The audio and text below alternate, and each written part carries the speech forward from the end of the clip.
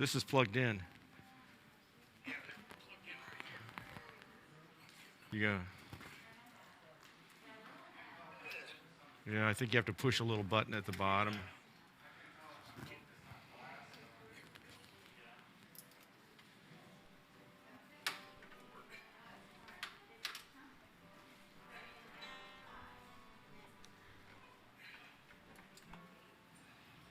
Okay, here.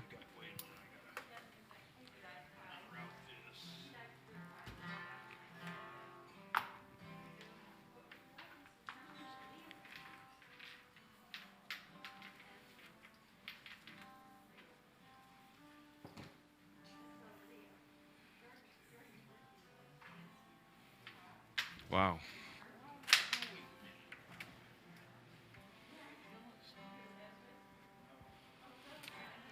Nate, you better maybe give Howard a hand here. Okay. You need to give Howard a hand, or what? No, I think you need to.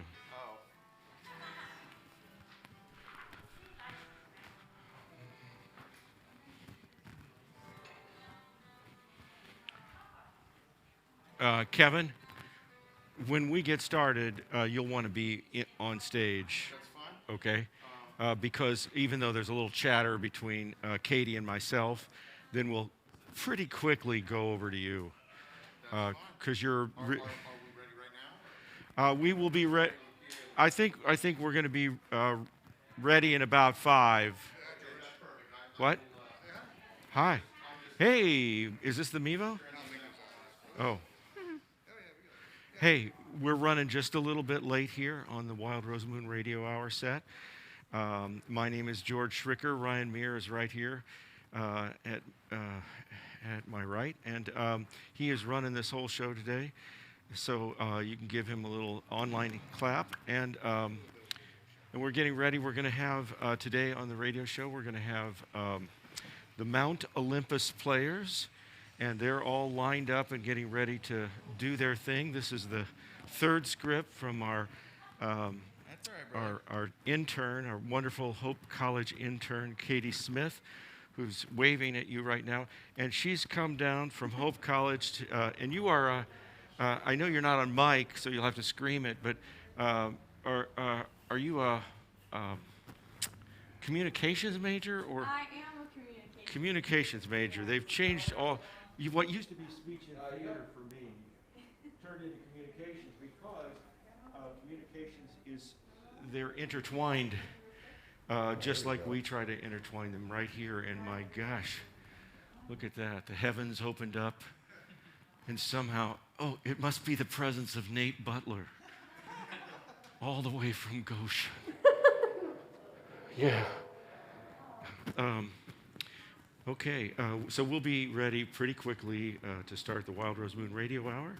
And there's always a lot of hustle and bustle here before we get started.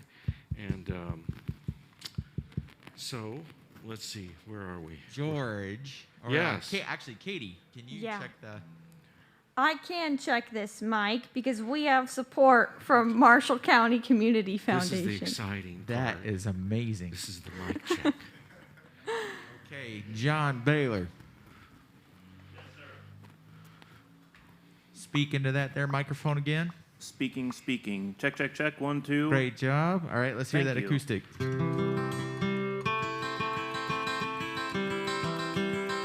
All right, staff has been accounted for. Now, Mr. Joyner. Okay, here's your lecture. Tell me if you need more volume.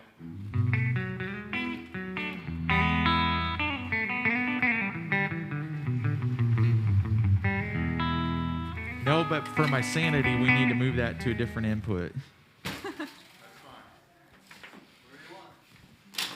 Where's, can you tap your vocal real quick? Tap my vocal. Check. Let's probably take this off, right? Check. You'd probably be good to go adjust that mic. Check. Anything? No, try it again. I think that's it. Check. There we go. Never mind, it was just Could one of your guitar too. one of you take responsibility for What do you need from me? Go ahead opening the doors after Okay. the performance is over. Want We're to gonna keep talking? Close them now. Oh, but that we wanna sounds open nice. Both the back Nice and rich. for air circulation. Got those low mids in there. Check, check, check. How's that working for you, man? Better. I like Good, good, good. All right. Let's hear that electric. Okay.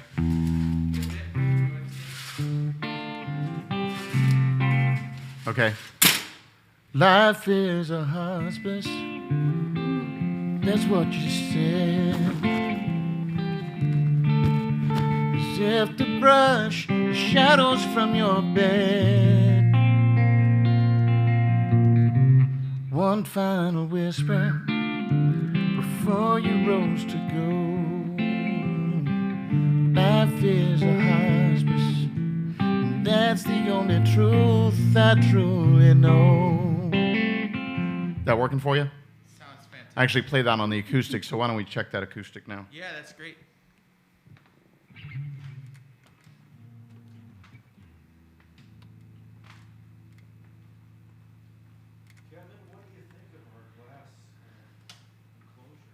It's great. I haven't had a chance to do my fish in the aquarium impersonation yet. so. Check, check. A lot of activity. All right. Okay, go ahead.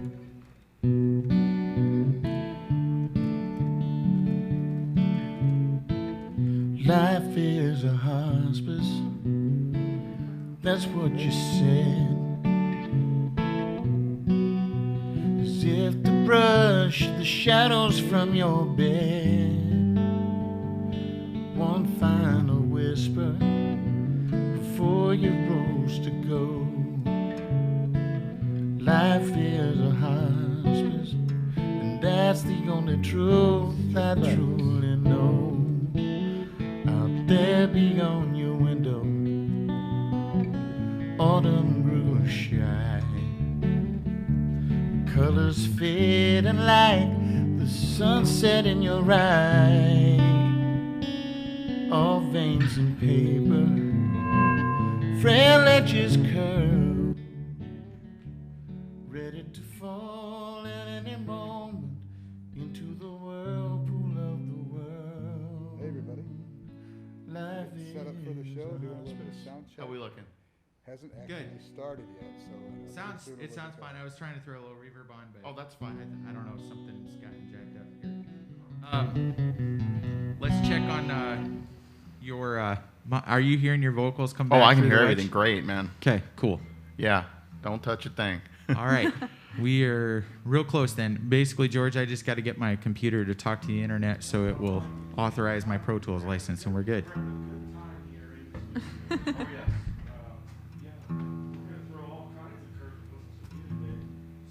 At me? I'm sure you can't. Have a feeling my car's going to get compared to an Amish buggy again.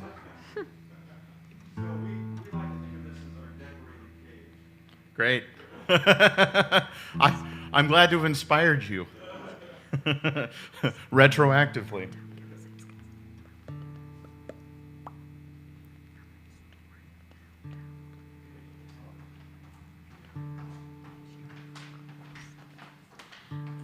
Hey, George, I'm sorry to ask this, but what's the open internet that I can get on here?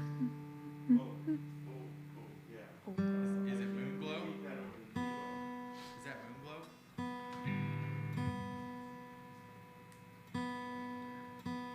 Okay, what's actually, can I see the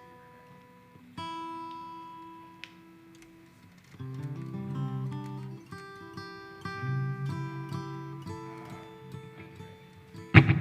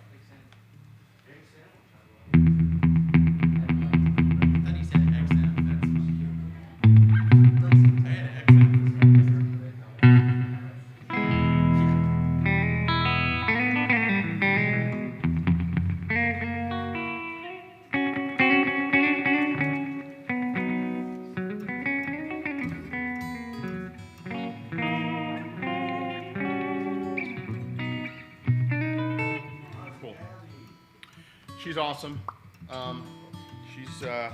We've been doing a lot of gardening.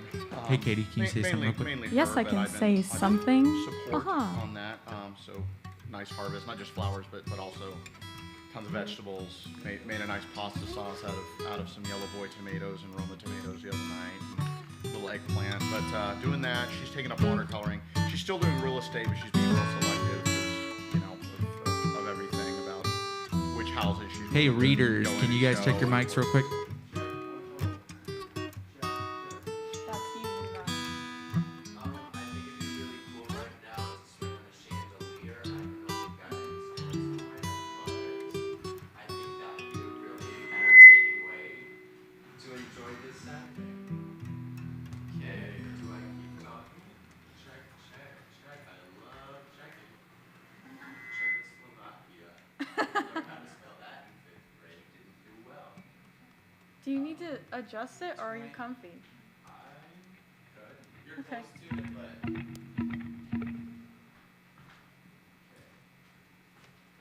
This is one of those technical difficulties. Right, exactly. So, these are overs. Where's that going? Howard? Oh, is that? Okay, this is his speech mic?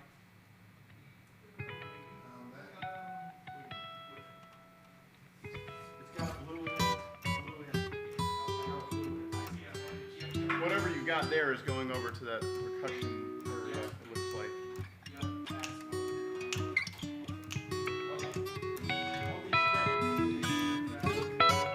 All right, let's try that. Greek God, sir. I really hate getting mic'd for this. You know, you got crewmen hustling over with their, oh, excuse me, sir, godliness, and it's just a drag, you know? Trying to enjoy your Saturday, and you got people trying to add stuff, accessorize you. It's a pain in the butt for a god, you know? You know? Yeah, you got gods on earth willing to give up their time to talk to mortals and waste And then of the time. mortals are just like, yeah, you know, I guess I'll just sleep in. All right, let's get the other speech. You know, it's not easy being a god, you know. You stand up here, you sound all great, but deep down inside, you're real nervous. But you don't let it get to you. You know, Well, you hey, gotta nervous stay God, strong. can you get just a skosh closer to that mic Yes, sir, I can. and use your projecty voice? Absolutely. How's this? That's great. Thank you. Fantastic. I'm gonna adjust that for you. He's talking to the side. Yeah. I'm gonna adjust that for you. See that? I'm actually gonna raise it slow because you're having to talk down. Okay. I know you're used to that. What? but being a It's the God thing, yeah. Yeah, it's God thing. He's used to talking down. I do feel like a fish. Yes, What's sir. great about it is if you really get tired of the whole thing, you can just beam up. Okay. Beam up. Alrighty, here we are at Wild Rose Moon. Sounds great. Woo! Okay. And we are rolling.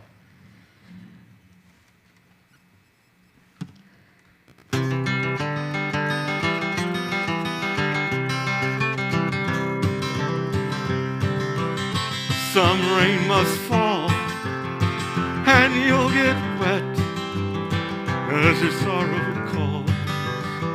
Oh, the sun will rise on a brand new morn. You'll be warm and dry and freshly born. With support from the Marshall County Community Foundation, Marshall County Tourism, and Judith Robert and Tom Kapasinskas, from historic downtown Plymouth, Indiana, where the Lincoln Highway and Michigan Road cross the banks of the beautiful Yellow River, it's the Wild Rose Moon Radio Hour.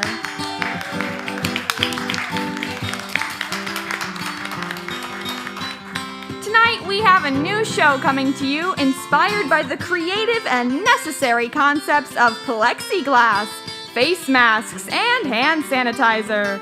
Performing tonight in our specially outfitted studio will be Kevin Scott Joyner and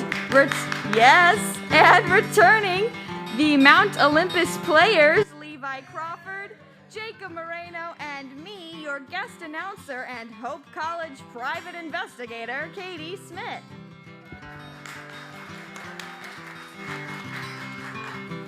And now, recorded live from the Wild Rose Moon Performing Arts Center, where the disinfectant flows like wine, here is the radical rascal of all things lunar or lunatic, your radio hour host, George Schricker.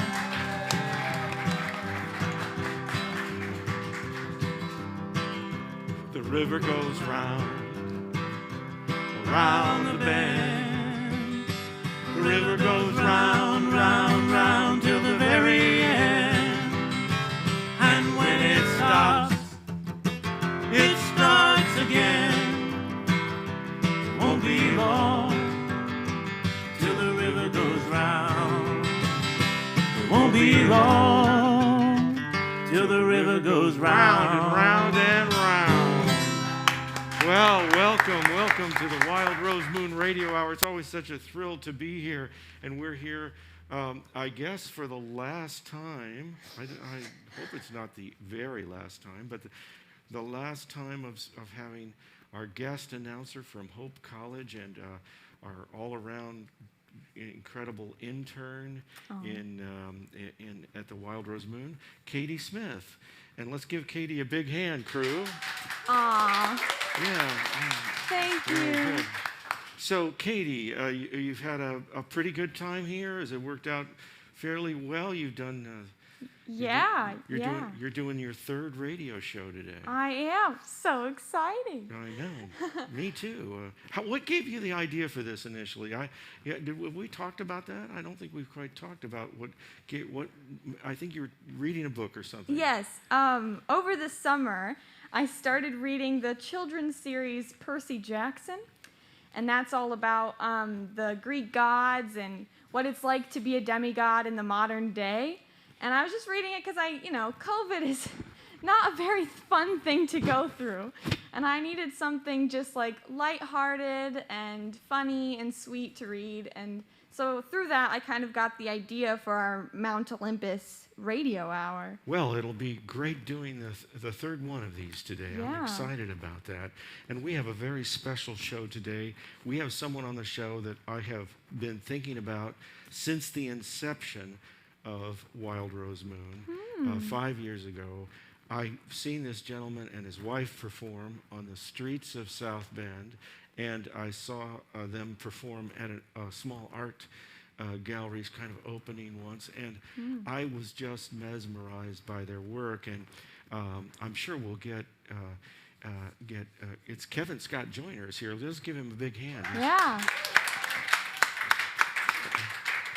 And of course, I first saw you, Kevin, with Abby, and you were playing together, and so it was saddened me when you both couldn't come, but I understood. It's child care is kind of tough right now. And I understand that because my son and daughter-in-law have exactly the same issue with the COVID thing. So anyway, but it's so nice to have you. It's nice to be here.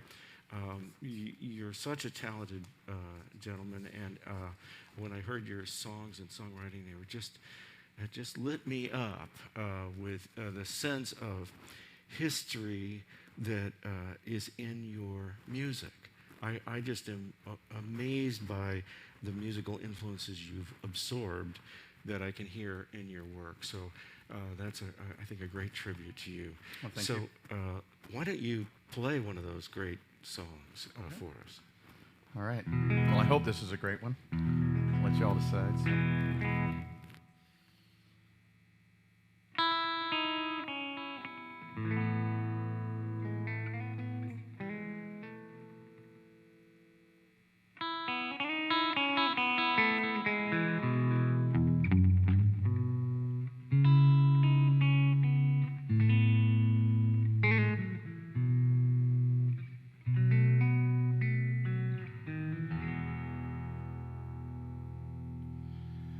Out you came just like a bullet, and you ricocheted around till your power was depleted, and you finally hit the ground. Now the shape you started out with can no longer be discerned, and you count your dust and scratches as the prizes that you've earned.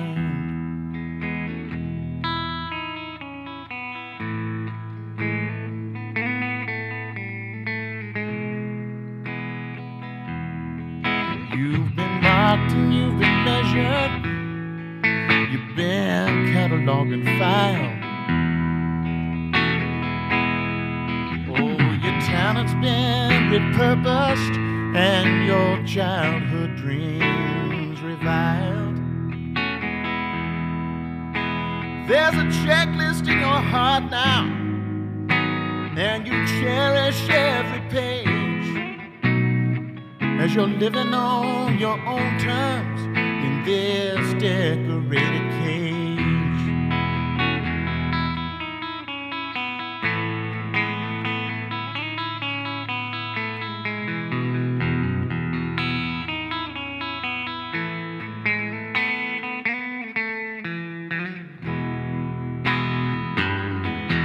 There are accolades and setbacks, inconsistencies galore, and there's just no way of telling what your future has in store. Could be glorious, could be riches, could be worrying and strife, all those unseen bumpy detours that make for a steady life. And now your job's become your anchor, so you do not drift along. Though that chain is looking rusty and down waves are getting strong. With your family on your back, you're more than grateful for your wage, as you're living on your own terms in this decorated cage.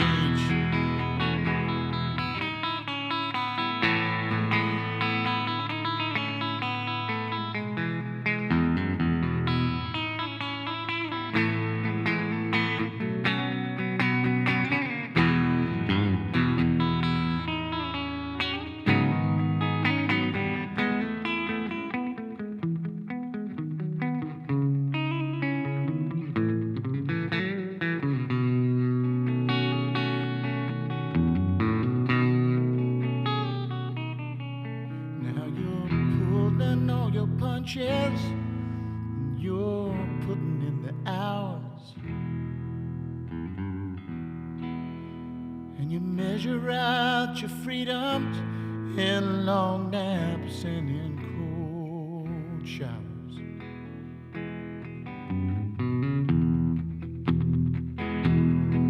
And each bottle that you open shoves a stopper in your rage, but you're living on your own terms in this decorated cage.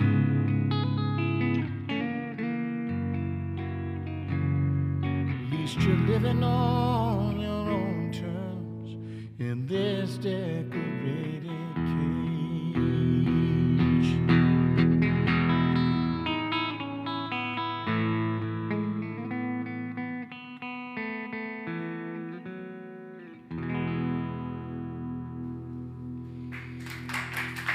Thank you. Man, what a powerful, powerful song. Beautiful, beautiful piece. And very inspiring.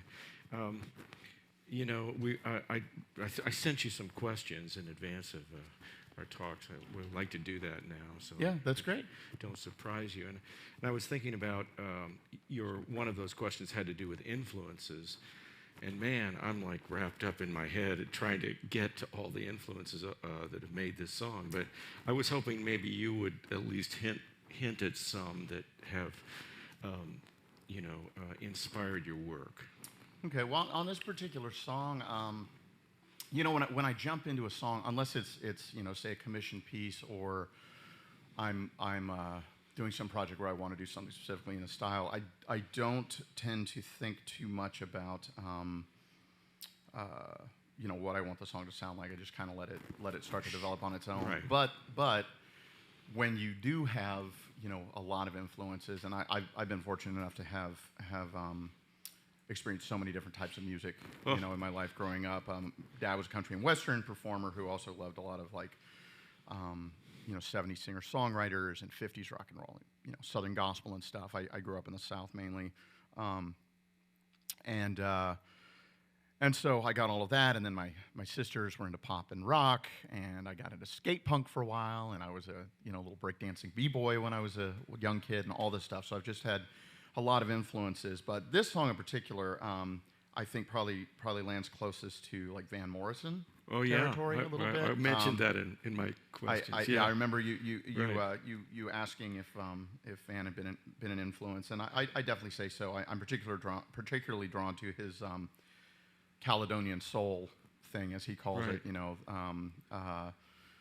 More than say his earlier work or his jazzier stuff. Right. But I'm a big fan of soul music anyway. I mean, Boy, you hear Otis that. Redding is. That's so rooted in that piece, man. That was just like so soulful. Well, thank you. I just I love many different types of music. I actually grew up in Brandon, Florida, which is the birthplace of American death metal, and a lot of the guys that were in those bands were actually the friends of my.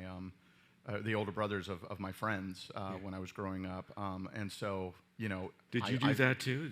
I've never done death metal, so to speak, but I've played metal here and there. I've done a little bit of everything, man. Yeah. So, but it's been good. It makes you well-rounded as a performer and composer. I've heard it can affect your joints in later life.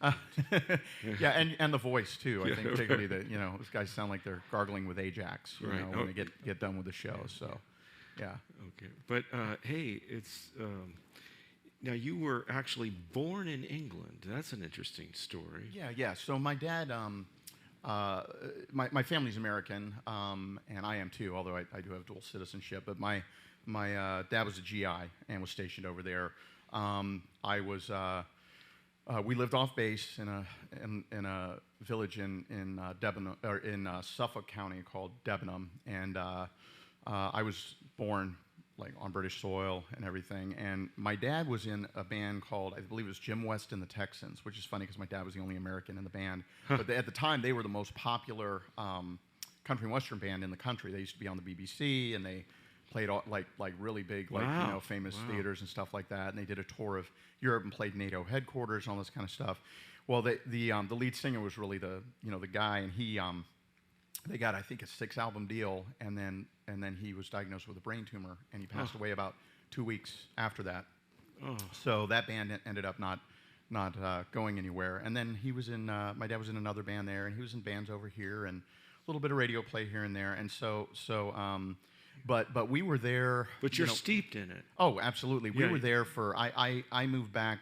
I was pretty young. I was about 3 when we moved back, but I was a very early talker, and both of my sisters had the accent as well, because they went to school over there. In fact, the middle sister, she started school over there. So for several years after, basically, they say the first 5 years of your formative years. Well, a good chunk of those were English. So I'm a huge Anglophile, and hoping, now that I have a kid who is also now British by descent, we kind of want to go over there once the current crisis is over. We'd like to go over. We'll talk a little bit more about England. Yeah. But I would like to hear another song. Okay, let me just switch guitars here real quick.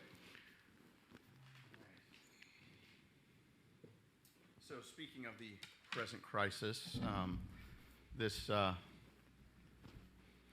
song is It's definitely not the only one I've written, and I've been writing about this topic for a while.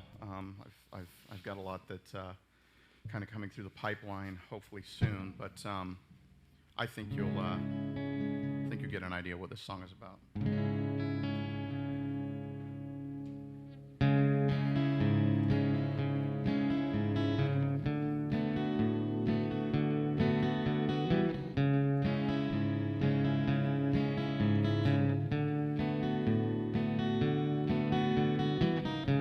There goes the day before it had a chance to start.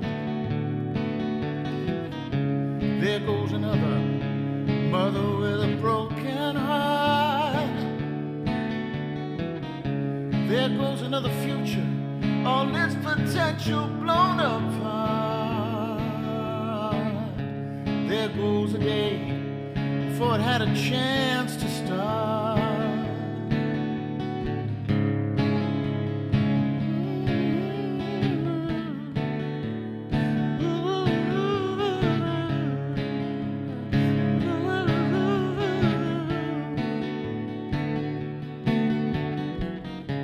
There goes a light before it had a chance to shine. There goes another life, one that could have been so fine. There goes another poor soul that named not just one more headline. There goes a light before it had a chance to shine.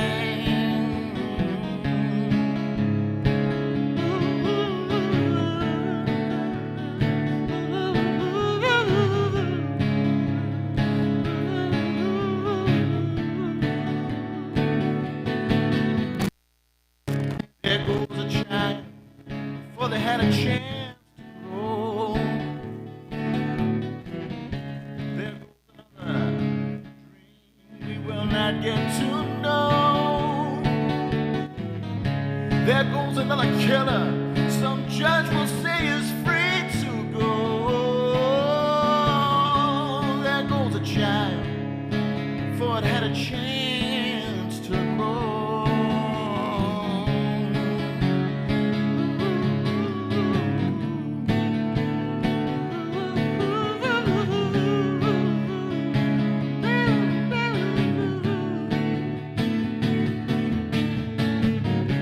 There goes my hope, for it had a chance to soar. There goes another dove to crash down to the floor. There goes another teardrop for me to wonder what it's for. There goes my hope, for it had a chance to soar.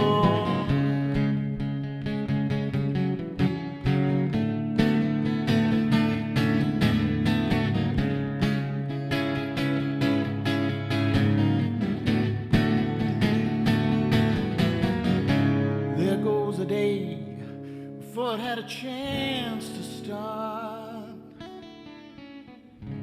There goes another family wounded to the heart. There goes another memory, its sorrow's wisdom to impart. There goes a day before it had a chance to start. There goes a day before it had a chance to start. There goes a day before it had a chance to start.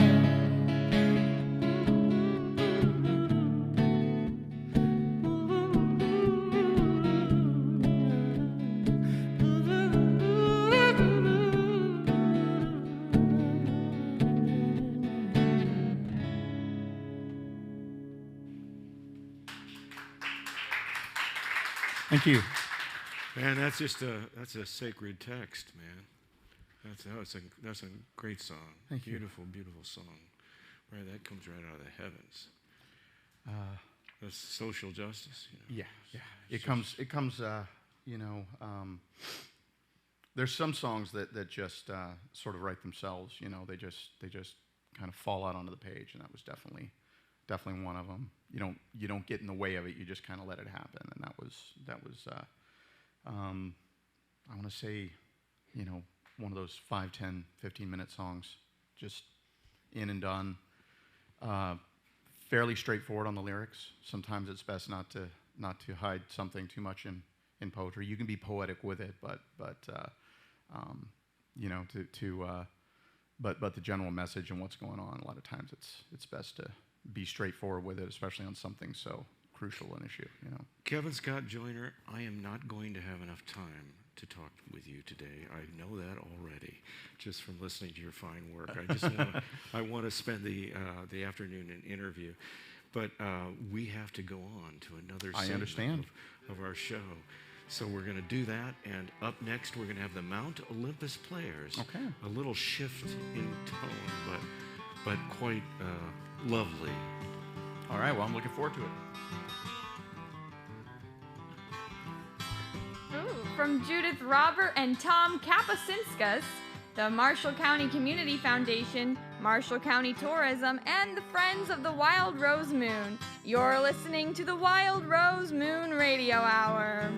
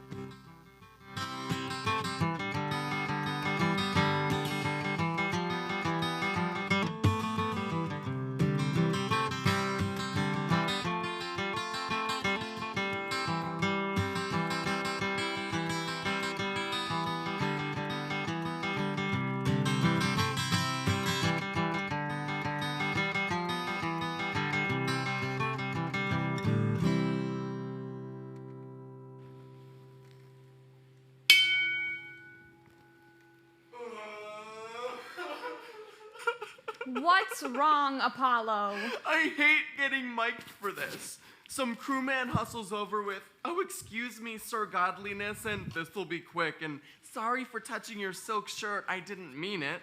And then boom, my ensemble is promptly ruined with this clip-on microphone. Well, I know just the ailment for your predicament. I doubt it. I'm going to have to steam the wrinkles out of this shirt. Well, I know your birthday is coming up. It's only the best day ever. What about it? Did you get me something?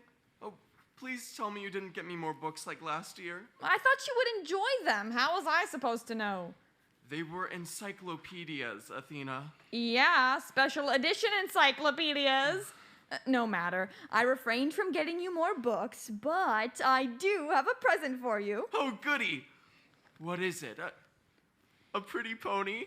Close, but no. Apollo, meet Gregomedes, or Greg for short.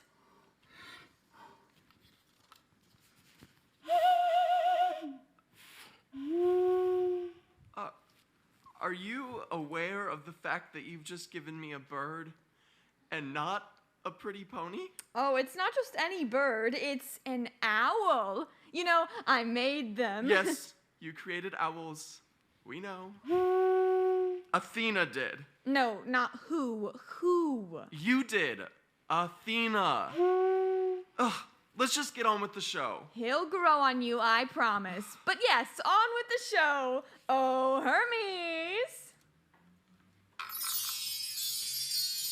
Straight from the fluffy white clouds overhead, deep behind the pearly gates, it's the Mount Olympus Radio Hour, the only show in the multiverse where the gods themselves speak to you, measly mortals.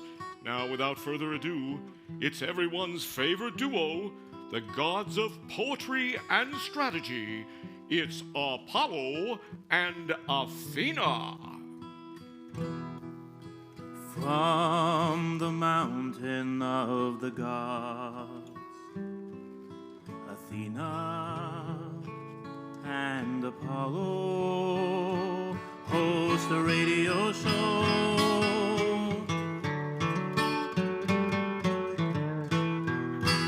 We command the waves. It's a radio show.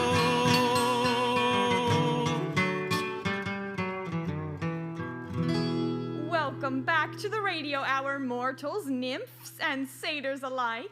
Before we get started, we'd like to thank our sponsors. Horses. Nay, nay! When's the last time you heard about a famous horse? The world is in desperate need of the next Seabiscuit, Seattle Salute, or Secretariat. So hurry up and get yourself a horse now. Brought to you by the god of the sea and the pretty ponies themselves, Poseidon! And our second sponsor of the night, proper nail hygiene. If you keep your cuticles trimmed and use extra soap between your toes, you can escape the newest lesser god, Jeff, patron god of hangnails. These sponsorships get stranger every week. Jeff may be a new god, but he sure is feisty. He just won't leave me alone. The other day, the both of us were playing tug of war. Yeah, how'd that go? I just kept pulling and pulling, but he wouldn't get off.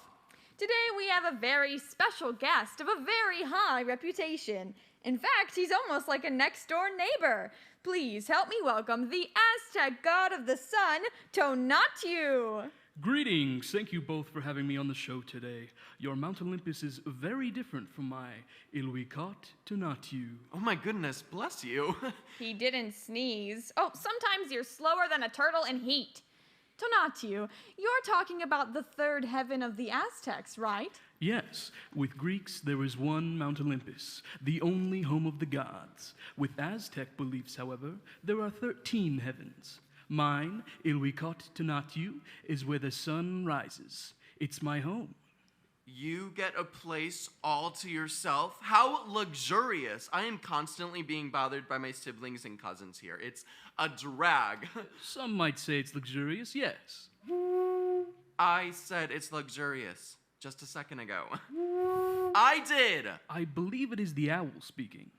Well, he should stop asking all these unnecessary questions. If he'd just listen. Oh, God. Hey, Apollo, do you ever think we are just different versions of the same person? No, sorry. There's only one magnificent me, and you're looking at him. He's right, Apollo. You are both gods of the sun. However, you both also represent very different symbols. Oh, yeah? I've got healing, poetry, and music. What you got, Tonatiuh? I'm the sun god, though I can represent multiple things. You see, every day I live an entire life cycle, meaning every sunrise I am born, and every sunset I die. So some could say I represent death, or mankind, mortality, the like. To some, I represent aggression and war. To others, I am more kind and shy. It depends. Absolutely fascinating. It sounds so subjective. Like art, right? Ugh, do not compare his mood swings to art. That's my thing. I would never take credit for your art, just like I shouldn't take credit for every sun, now that I think about it. Excuse me? Aztecs believe in the existence of multiple suns. I am the god of the fifth sun. Oh, you poor thing. You must be confused. There is only one sun. I'm the god of it. Just because I don't believe exactly what you do does not mean I am inherently wrong. I can't even imagine the confusion mortals feel listening to this very episode. Religion is a very confusing topic. Oh, we could sit and talk about religious philosophy for hours on end, and I would not complain. She really wouldn't. She's a nerd like that. Why would you call your sister a nerd? I'm the goddess of wisdom. Some labels you simply can't escape. Anyway, I'm curious to know what it is you'd like to talk about. Right. You see, there is a lot going on in the world right now. I've heard many mortals say that the year 2020 is a terrible, horrible year. I can't say I disagree with them. Well, this got depressing. All I'm saying is, it has been a very difficult year on Earth. However, we are in a very unique position here, aren't we? Why do you talk so officially, like you're a news anchor or something? I talk officially too. Yeah, but I'm used to your dull, flavorless speech. I expect more from a sun god. The sun's too spicy for a boring patron. You're actually onto something, Apollo. See, sitting in this room right now are three gods of two different cultures and sets of beliefs. In many ways, we are building a bridge between our two ways of life just by being in the same room. How did I not think of it this way? We can be an example to the humans. My thoughts exactly. You know, you're very clever, Athena. I know, right?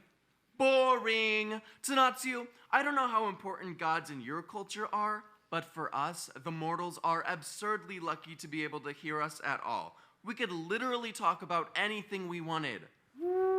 You're right. We should talk about poetry. I would like to get to that, actually. But first, to the mortals at home. I know times are difficult. I know it is easy to feel alone in the midst of all this struggle. But please, remember, you are more than your nationality, beliefs, and race. You are human, just like everyone else. Just because we are gods of a different pantheon does not mean one of us is above the other. You are humans. It is important that you band together and lift others up, not tear them down. Just because your neighbor has different cultural or religious practices than you does not mean you are more superior or that they are wrong. The world needs you to band together and spread acceptance rather than ignorance. Blech. You talk about this stuff like you actually know something. It makes me sick. Actually, I do have quite a bit of experience. Do you mind if I give a brief history lesson? Please do. Fine, but if you want me to pay attention, I'm going to need some music.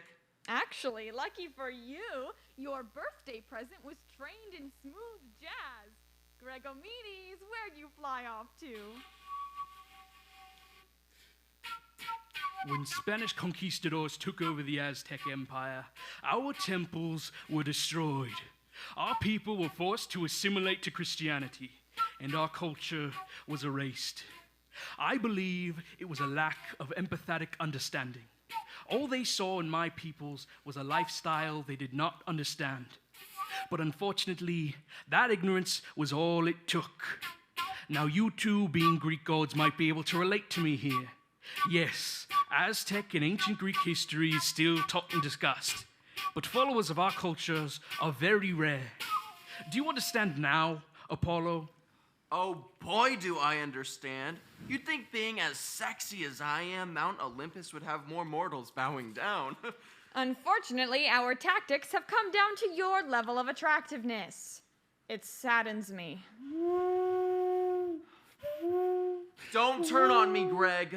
Now, Apollo, since we're both sun gods, and because I am in your domain for this radio show, I didn't want to be a rude guest.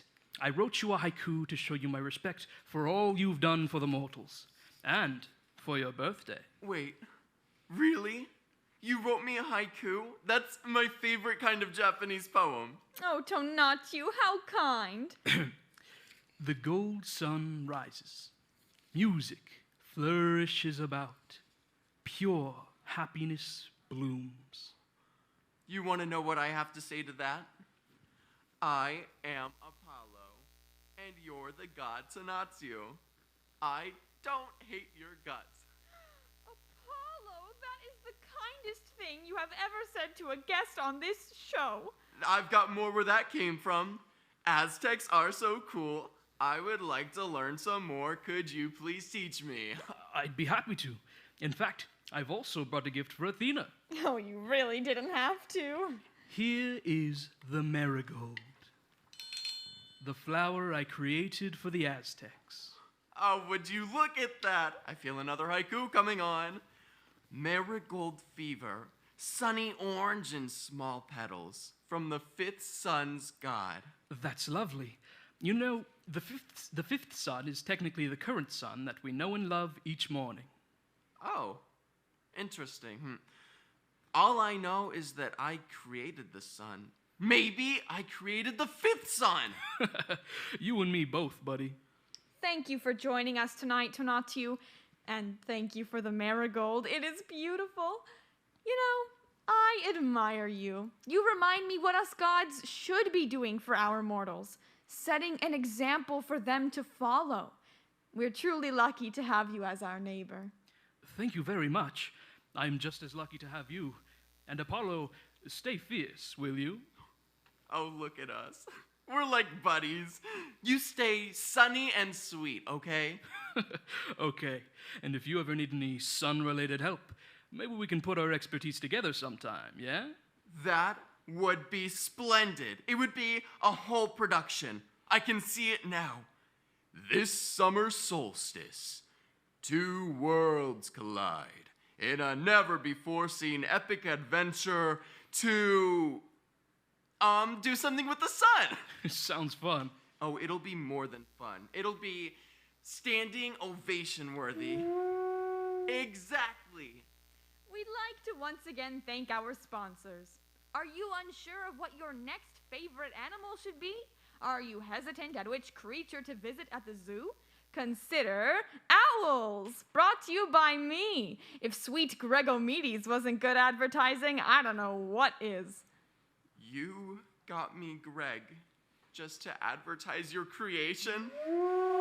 Athena did! Oh, for the love, Athena did. Ugh, worst birthday present ever. And last but not least, how's that quarantine garden going? Need a little fertile soil to get the ambition flowing?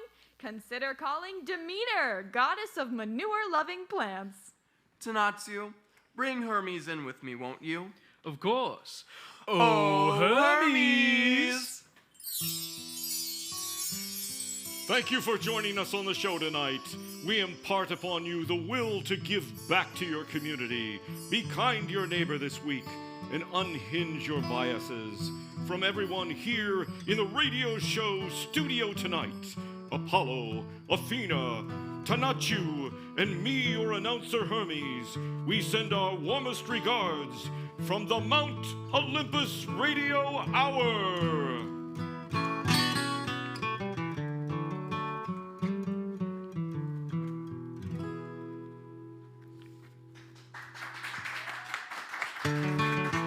Hey, that was fun.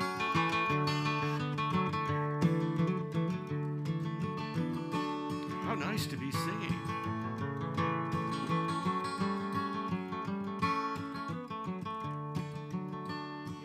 What do you want from me? Well, don't. I'm sorry, we're a little break in the radio show. Don't we go on to the? Do you play there, right there? What do you want to go to? I just wanted you to end with the theme song, and then I have to interview them. Sorry. Okay. I don't think I got an interview on my. Yeah. Okay. That's Because I fine. have some minutes left. Okay. Okay. I think it's in the script there, but I could be wrong. Anyway, I want to talk to you about your script, Katie. Yes. This is your third script. How'd you feel about it? I felt good about it. I just, since this was the last one before I go off to school, I just kind of wanted it to be fun and lighthearted and, Well, I think it was that. I thought all of you did such a great job with it. Oh, thank you. And when you go back to Hope College, what are your did you get all planned this summer? Did something happen to you during the summer that got you ready, or what? Well, this summer has been really interesting because it hasn't been exactly the summer I originally envisioned, but it is a summer that I'm thankful for because I kind of got to get back in touch with my younger self. Yeah. I used to have quite the affinity for mythological creatures, and this summer I've kind of used that old love that I had for mermaids and vampires and the like to start my first novel. Oh, that's great. And what's that entitled? It's called Cora, which is the name of the main character. It's not finished yet, but I'm like 4 chapters away.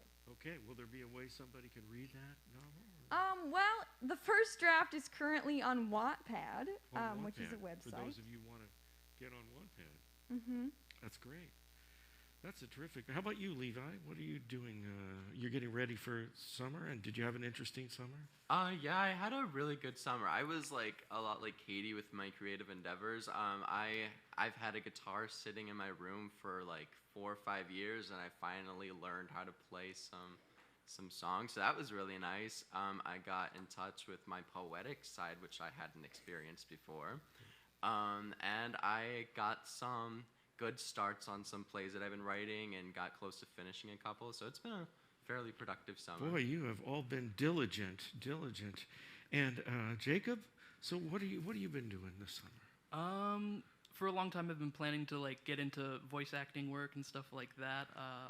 I'd been pretty nervous for a long time to start it, but luckily I had Katie here help me get into this, and this is where it starts. I'm really excited. That was a ridiculously great job of voice acting you did right there. Thank you. Tanachu. Is that your first time of trying a voice like that? Yeah, that's the first time I've ever done a voice like that. I had like these notions before we started that it'd be like a big, powerful god, but Tanatu's more like just a regular guy. It's pretty fun. Okay. Well, that's so great. Well, it was a joy working with all of you, Katie, with all your plays, and Levi. We got to work with you 3 times, and Jacob, this was a wonderful summer for me. It was a great opportunity. The only thing, we had to move the studio upstairs and put glass up everywhere, but other than that, it was a lot of fun. So thanks for doing that. And up next, we have Kevin Scott Joyner. With support from Judith Robber and Tom Kapasinskas, Marshall County Community Foundation, Marshall County Tourism, and the Friends of the Wild Rose Moon, you're listening to the Wild Rose Moon Radio Hour.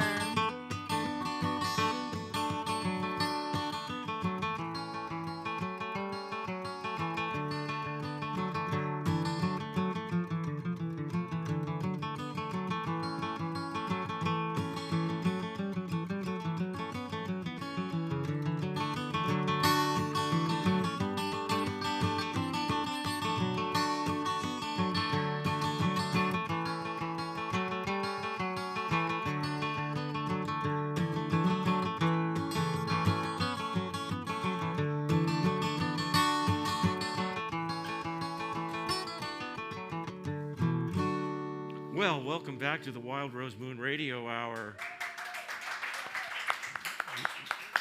We're here with Kevin Scott Joyner, and my apologies about not getting certain things in the script. That's my problem. Oh, that's anyway, I just want to thank you, Kevin, for coming, and I want to hear a little bit more about this work that you do. I talked a little bit about the songs as a kind of like inner counseling system or something. Sure. Does that make some sense to you? Absolutely. So you know, I think that the thing about is that me? Are you wearing a cell phone? No, my cell phone is not. Okay.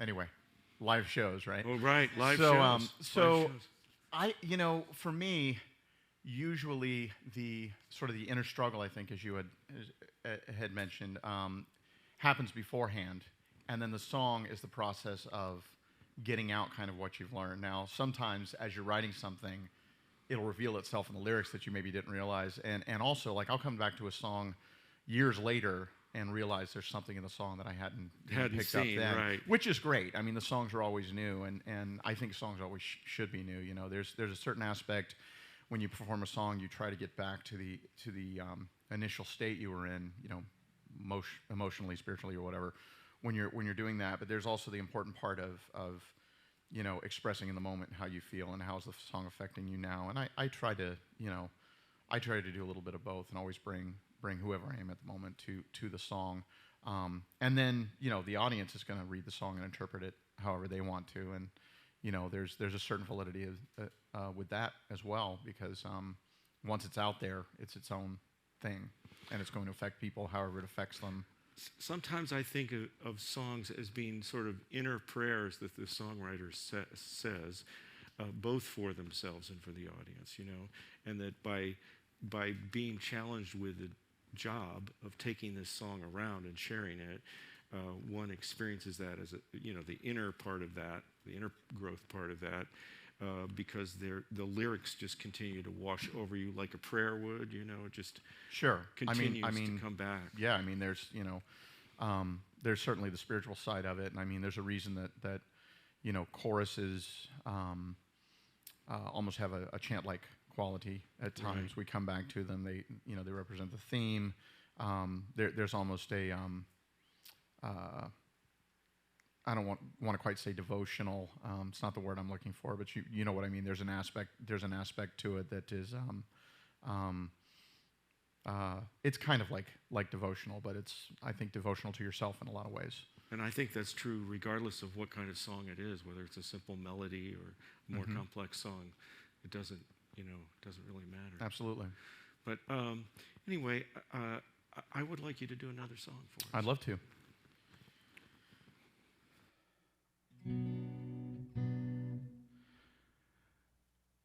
Life is a hospice, that's what you said. As if to brush the shadows from your bed. One final whisper before you rose to go.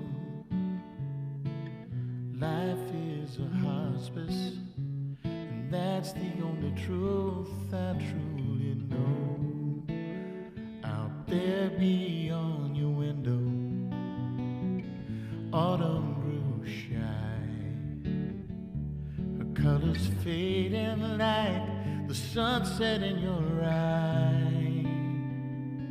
All veins and paper, frail edges curled, ready to fall at any moment into the whirlpool of the world.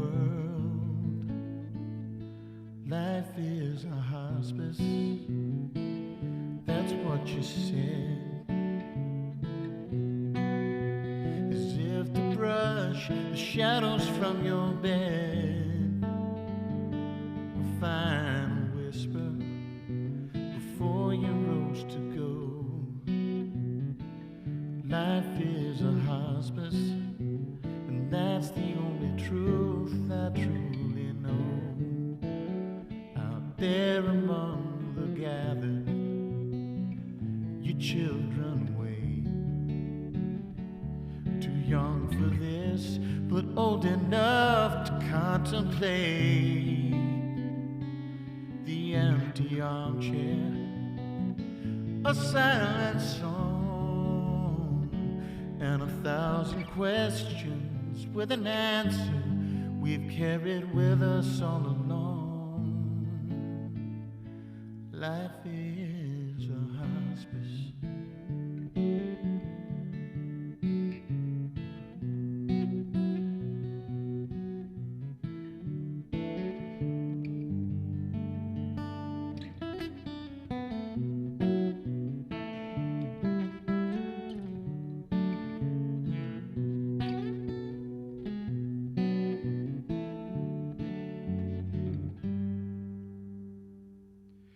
Maybe the sky is just a ceiling. Maybe the streets are really halls. Maybe our anger and our hatred are only the dying's desperate calls. Maybe my laughter is a candle trying to kick away the glow. While I wait for hands I cannot see as they prepare my room.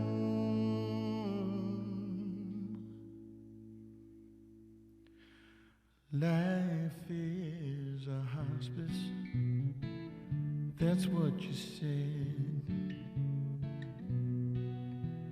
If just to chase the shadows from your bed. One final whisper before you chose to go. Life is a truth I truly know. I've not forgotten just what you spoke as you drifted off and something in me woke.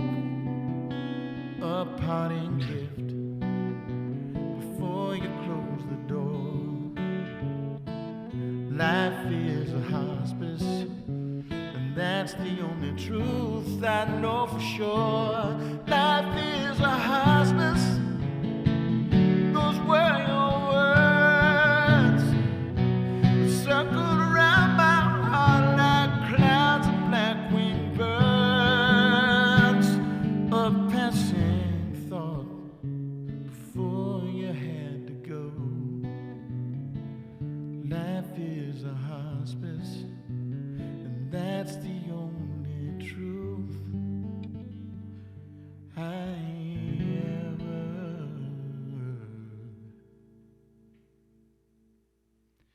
need to know.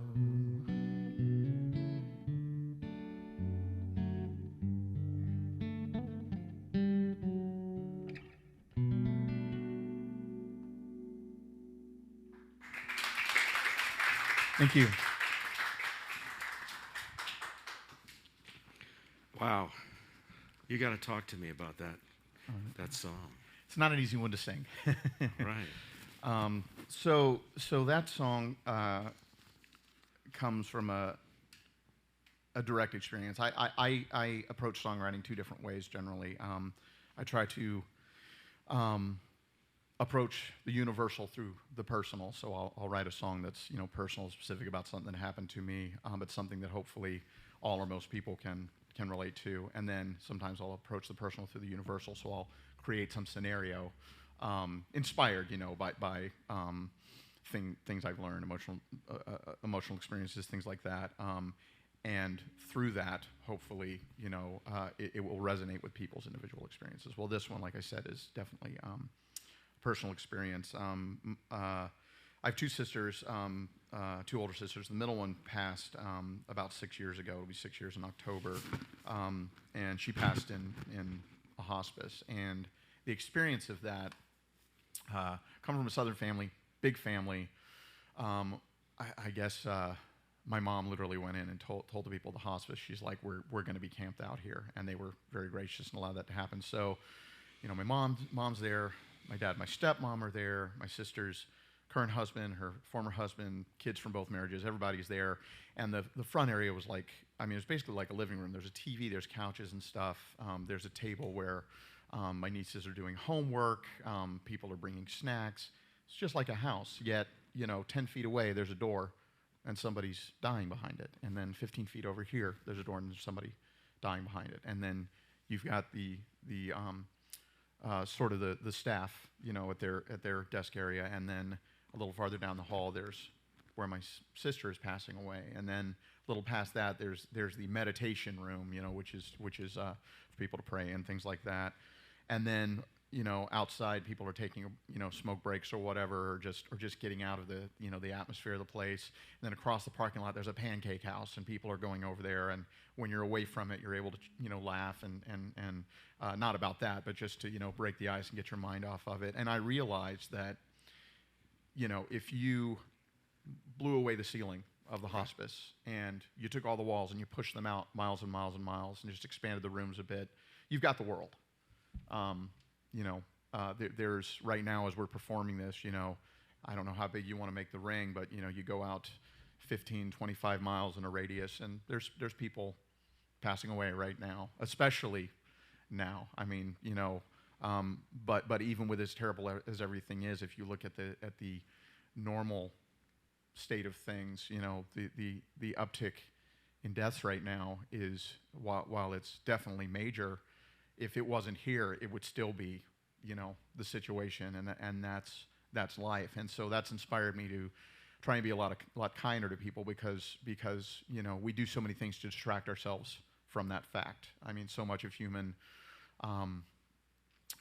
efforts and human industry and everything is to distract us from that fact. And I think sometimes if we could remember that, Seems really the whole kind of cult of materialism is really bent in that direction. Yes. Sort of like survival through money or something. Yeah, and it has. I think it has gotten worse in our commercial culture. You know, death used to happen at home, and it was we were a lot more used to it, and now it's kind of been shuffled off into different rooms, and it's especially hard now because of the quarantine and everything. You know, when somebody gets sick, that has to happen. So we don't even have the opportunity for a lot of people right now, which is really terrible. But I think that's one of the reasons that this has both hit us very, very hard, and also there's so much denial about it because it's bringing into focus the overall general reality of living, and you know. And don't you think, though, it also brings into focus what really matters? Absolutely, and I think, you know, if we could remember that we're all on our way out. I mean, we are, and you don't from know. The moment you're born. From the moment you're born. Yes. You know, they say there's I think a few weeks or whatever that you're making more new cells than you're losing or whatever, and then it's all in a certain sense downhill from there. And I think if we remember that, and we remember that, you know, a lot of people's anger and stuff at just trying to carve out a little happiness in life and not being able to do that and seeing their time slipping away, even if it's subconscious, you know, if we could remember that, I think, and be a lot kinder to each other, there might be a lot that we could, you know, do. I tend to think of the hospice as having a really poorly funded research hospital attached to it, you know, and that maybe there's a lot more that we could be doing, you know, on that end. But I think we should, you know, offer a little more palliative care in just normal life to people. You know, that's the metaphor for it. And I just I haven't been able to let go of that for 6 years. And this song took 6 years to write. Life is a Hospice, and then about 15 minutes a few weeks ago for the rest of the song. Do you remember what I said in the first part of our show about not having enough time? Yes. It feels awful. But I want on to you the next song, right? I want you to sing another song. But I really would like to talk at length about all these works, I think. Well, I'd love to, and I hope that when I got to get the other guitar. I hope that when Abby and I are able to come here together, we can talk more, especially about her material. Abby is a fantastic songwriter, and yeah. All right. Do you have anything before, because this may be our last little bit before I say goodbye, so do you have anything in the works? Do you have... I do. I have been doing... Something you'd want to talk to? I've been doing a lot of recording.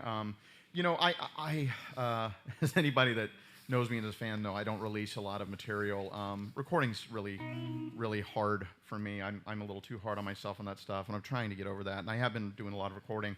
But a lot of what I write ends up becoming part of these multimedia projects, and I'm hard at work heavily into pre-production with sort of a creative team that I've worked on with quite a bit over the last decade or so, and we've got a really big I can't say too much about it now, but it's going to be a multimedia and transmedia project that's going to incorporate music and a bunch of other stuff, and it's it's based around a fictional narrative podcast that was initially inspired by everything that's going on right now. And so in the meantime, I will be releasing at least some singles from a few different projects, including some of the stuff today. But sometime in the spring or summer of next year, we'll be launching that project. I'm really excited about it because it's something I've been wanting to do for a very, very long time. And we're finally able to do it. So, all right.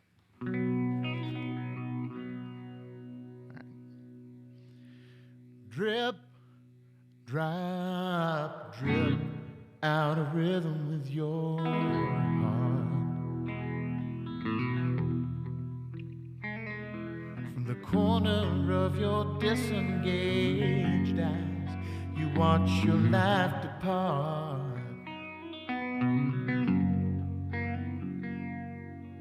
Resting where the cool of the shadows meets the strength of the floor.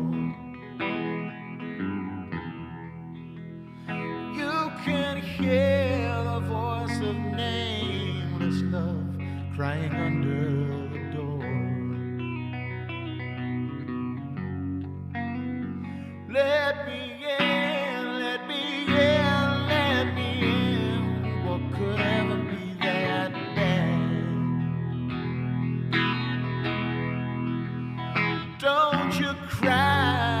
for the loss of something you never really had. Stay awake, stay awake, stay awake. I'll soon be by your side. Closing your eyes when you're out in the open is the worst way to hide.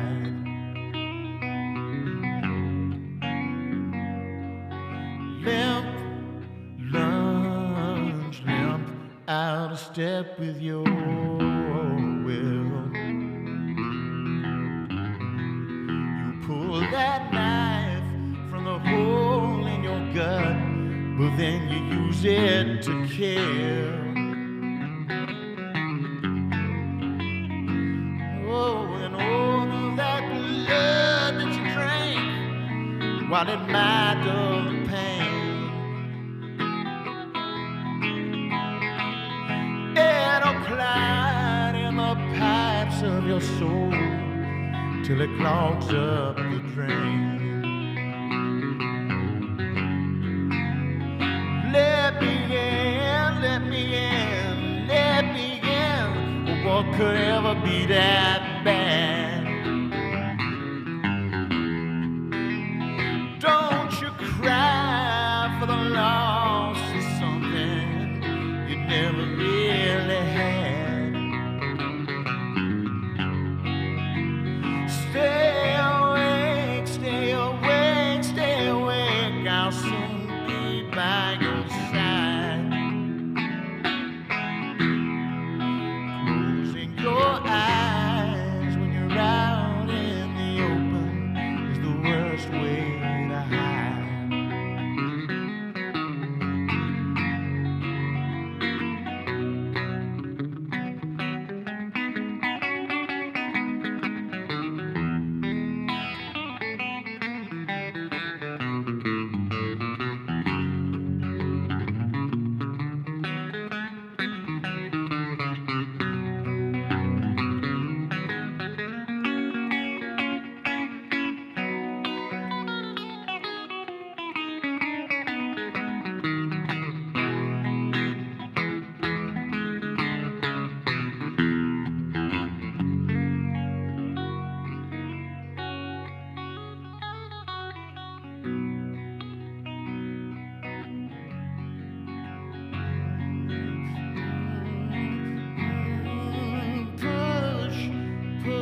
Push out of energy to act, and you're held from forgiveness by the very words you wish to retract.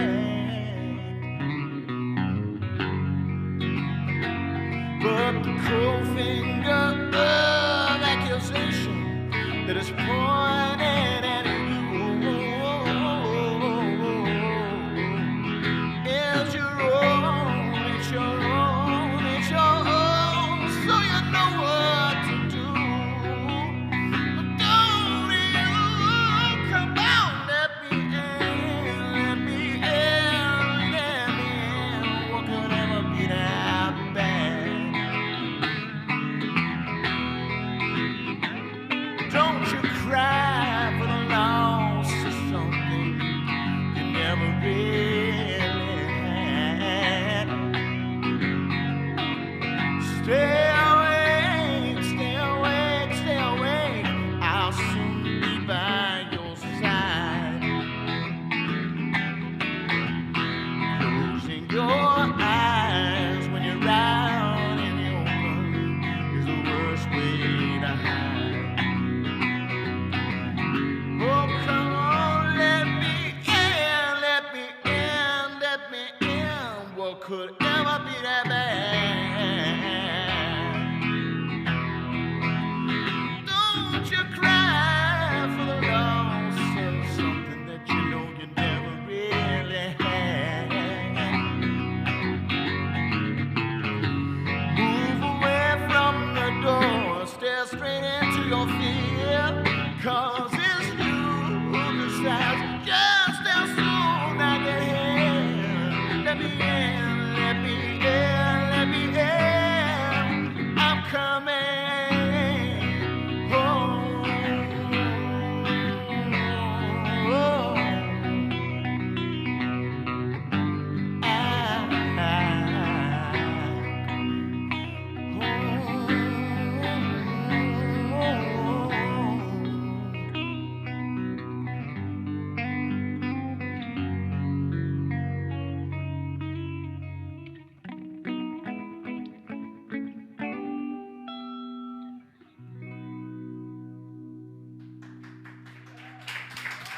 Thank you. Wow, the soulful, unbelievably great songwriter from our very own region here. And do you live in South Bend? I forgot to ask you. Mishawaka now. Mishawaka. Yeah, I right. mean, I've been to South Bend for a long time. Abby and I bought a house back in November in Mishawaka, and So we still great. get to South Bend quite often, you know. Yeah, so great to have you here. It's been great to be here. This Just is amazing. a great thing you're doing, and I hope you guys get to continue Listen, it for a long man, time. you deserve your own radio show. It's just a great. The podcast, man. That's what we're working Yeah, on. It's yeah. gonna be it's gonna be something really special. Okay. And yeah, I wish I could say more about it, but there's a lot going on with it. But I've got just a tremendous team. I'm so that's working on excited. it, so So excited for you, and thanks again for coming. absolutely Appreciate Thank it you. so much. Thanks everybody. Wild Rose Moon has been produced with support from the Marshall County Community Foundation, Marshall County Tourism, Judith Robber and Tom Kapasinskas, and the Friends of the Wild Rose Moon. You've been listening to the Wild Rose Moon Radio Hour. Thank you, Katie, and thanks to Kevin Scott Joyner and the Mount Olympus Players, Levi Crawford, Jacob Moreno, and for appearing on the radio show today. Thanks for our Hope College intern and announcer all summer, Katie Smith, our music producer, John Baylor, Nate Butler, co-producer and sound engineer, Ryan Meir, our video producer, Matthew Bergmoser, our amazing photographer, Howard Gibson, incredible stage manager, Marsha Heinsberger, set designer, Gene Pazdurka and Jennifer Reed, our hospitality team, Mark Woolever, our resident glass Buddha, and our geek squadron leader, J.R.R.R. Berger. John, did you find yourself social distancing with yourself this week? I was far away, George. Okay. You were very far away. It's all right. So when you think you've lost that life, oh, pain and heartache fill your soul with strife. Just remember, as you're tumbling down, it won't be long till the river goes round. The river goes round, round the bend. The river goes round, round, round to the very end. And when it stops, it starts again. It won't be long till the river goes round.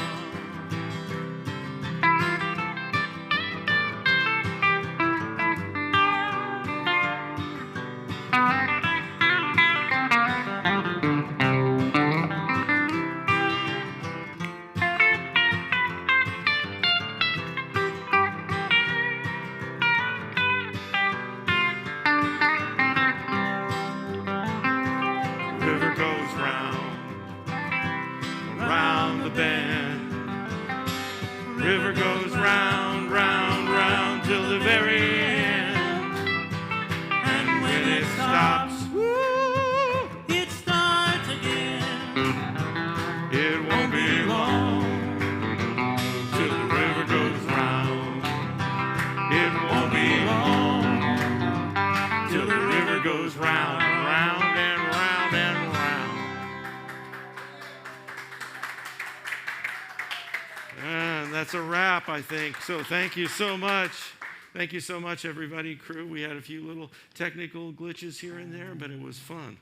And Nate, do you need us to do a repeat on something? I think we're good. Are you going to be able to cut? How are you going to be able to cut that in that second section? Oh, George, you know, like I always do. Okay, great. Okay. You're editors, man. I totally know that. Okay. All right. Well, what an amazing show. Just incredible. Kevin, that was just amazing. My Lord, that was such a pleasure for us. Oh, my gosh. The play was very vibrant. This was vibrant and electric, the play. I thought it was maybe the best yet, I think. Yeah.